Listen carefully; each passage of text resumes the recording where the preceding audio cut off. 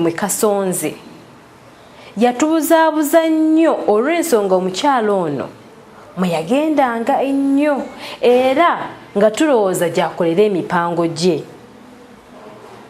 Kyatutwalira ebbanga ddene era ennaku zaali 10 okutuusa lwe twafuna ekituufu olw'ensonga omukyalo ono yagendanga nnyo mu maka gano wabula nga tetulaba waafulumira era bw'ayingira bw'ati tetuddamu kumulabako.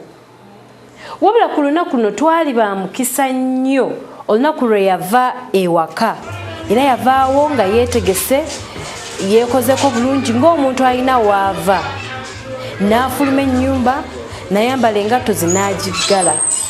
Bwe yatuuka mu maka gali ekyatuyamba nti mu kufuluma kwe yavaayo katopu kayambadde kafaanagana olugoye lwabaddemu nti byombi byali bya bbulu.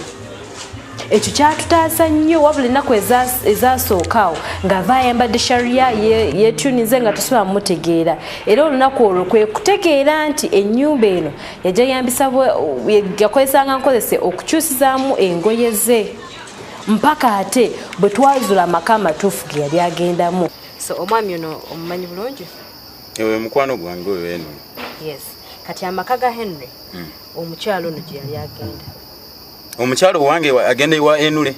Yes, yagendanga ewa Henry era ndowooza olaba twamulondoola ku booda era bwe weetegereze nnyo engoye zayambadde ndala nnyo kuzaabaddemu wansi kirala wabula katopu kateereddeko kaali kafaanagana n'olugoye olwo lwe yabaddemu era ekyo kye kyatuyamba ne tumwetegereza bulungi tugenda okulaba nga ye mukyala era bulijjo ng'atubuzaabuza olw'ensonga yali mugezi nnyo era obwenzi bwe yabukolanga nga mugezi mpaka ate bwe twasanga omwami ono eyali mu maka ago yali amuyiseeko n'amuyita kuba omwami aleka yali tamulabye.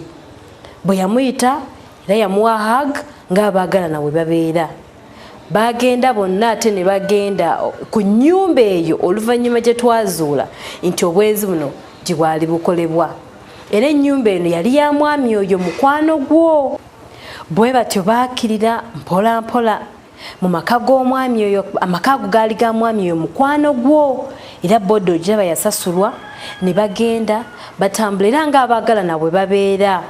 Wabula kyatutwalira ennaku nnyingi okukizuula amaka amatuufu omukyalo gye yali akolera obwenzi bwe olw'ensonga yali mugezi nnyo era yali very smart ng'akola ebikolwa bino.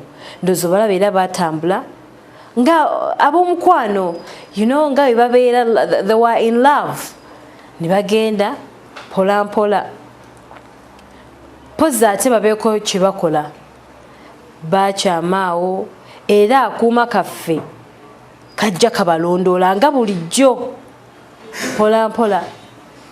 Ndowooza era olaba bakkirira beekutte mpola mpola omwami agenda alaga mukyala we era nga musanyufu nnyo okulaba ate omwagalwa we. Awo kwe kukizuula nti omukyala era we twakakasizaawo nti omukyala ono ayina an affair with someone oba gwe twandiyise mukwano gwo. Bayingira ennyumba era awo twafuba okulaba nti akuuma kaffe katuuka mu nnyumba eyo era kamera zaffe zaali awo olw'ensonga twali tumaze okutegeera ennyumba ate gye bakoleramu obwenzi bwabwe. Olunaku olwo era twalukomekkerezaawo nga tumaze okuplantingayo obuuma bwaffe ne pozi ne kamera zaffe ate